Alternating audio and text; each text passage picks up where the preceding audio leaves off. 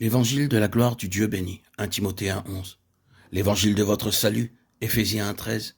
Le mystère de l'évangile, Éphésiens 6,19. Nous parlions dans notre précédente méditation du témoignage d'Antsion, où montent les tribus pour un témoignage en Israël. Nous avons vu que les tribus ne signifient pas tout Israël. 3 fois par année, tous les hommes d'entre vous se présenteront devant l'Éternel, ton Dieu, dans le lieu qu'il choisira, Deutéronome 16,16.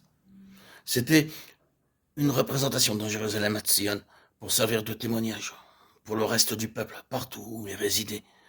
Et Tzion, c'est précisément cette représentation de la pensée de Dieu en faveur de tout son peuple, de quelque chose de plus plein, saisi par certains, pas plus méritants pour cela, mais qui, eux, l'ont choisi et qui sont prêts à en payer le prix et à marcher dans cette voie. Dans ces quelques-uns se trouve la pensée de Dieu, dans une plus grande plénitude, pour le bien spirituel du reste de son peuple. J'aimerais vous conduire vers d'autres passages de l'Écriture qui se trouvent dans les prophéties d'Ésaïe. Enveloppe cet oracle, scelle cette révélation parmi mes disciples. J'espère en l'Éternel qui cache sa face à la maison de Jacob. Je place en lui ma confiance. Voici, moi et les enfants que l'Éternel m'a donnés, nous sommes des signes et des prodiges en Israël, de la part de l'Éternel des armées, qui habite sur la montagne de Tzion. Ésaïe 8, 16, 18. Puis, il regardera vers la terre et voici, il n'y aura que détresse, obscurité et de sombres angoisses.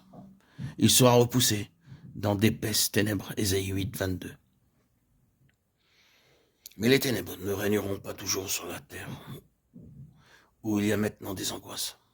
Si les temps passés ont couvert d'opprobre le pays de Zébouloun et le pays de Nephtali, les temps à venir couvriront de gloire la contrée voisine de la mer, au-delà du Jourdain, le territoire des gentils. Ésaïe 9, 1. Le peuple qui marchait dans les ténèbres voit une grande lumière sur ceux qui habitaient le pays de l'ombre, de la mort. Une lumière resplendit. Ésaïe 9, 2. Le verset que j'aimerais particulièrement voir, c'est le verset 18 du chapitre 8.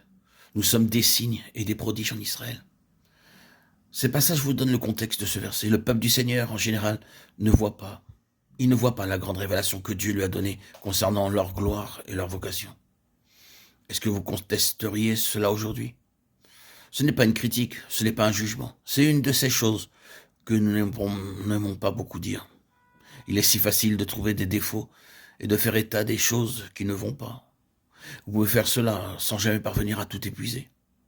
On peut très bien ne pas aimer faire cela et cependant y revenir sans cesse. Les enfants de Dieu ne voient pas la grandeur de son dessein en Christ, l'immensité de ce qui procède des conseils éternels. Ils voient si peu, et beaucoup parmi eux ne sont pas désireux de voir. C'est cela la plus grande tragédie. Ils sont satisfaits, ils n'en veulent pas plus. Et beaucoup sont méfiants, pleins de préjugés et fermés. Le Seigneur n'a pas un libre accès, car ils n'en veulent pas. Je le redis encore, il y en a beaucoup qui ne payeront pas le prix, non pas le prix par rapport à leur salut, mais tout ce qui implique de marcher dans la pleine pensée du Seigneur. Le choix se porte vers la popularité et l'acceptation de la part des hommes, vers les larges portes de la popularité, des opportunités et des choses semblables. C'est une situation très généralement répandue. Dans de telles circonstances, qu'est-ce que le Seigneur fera? Il lèvera dans un groupe de croyants un instrument prophétique.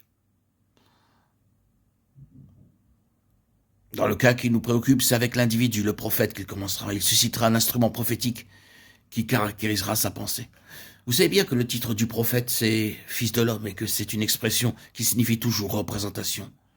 Il prend l'aspect de la forme d'homme dans le chérubin, des 4 êtres vivants en forme d'homme, c'est-à-dire en représentation du Fils de l'homme. Il connaît la pensée de Dieu pour son peuple. Il a les pensées de Dieu en plénitude. Dans les jours d'ombre, d'obscurité et de déclin, Dieu suscitera un tel instrument, et maintenant nous pensons à cela dans le sens corporatif. Cela a toujours été sa manière d'agir. Il agira avec cet instrument d'une manière étrange. Il n'y aura rien de normal dans son expérience, rien d'ordinaire. Vous pourriez dire rien de simple. C'est un étrange, mystérieux et extraordinaire processus que le Seigneur utilise pour lever un instrument prophétique.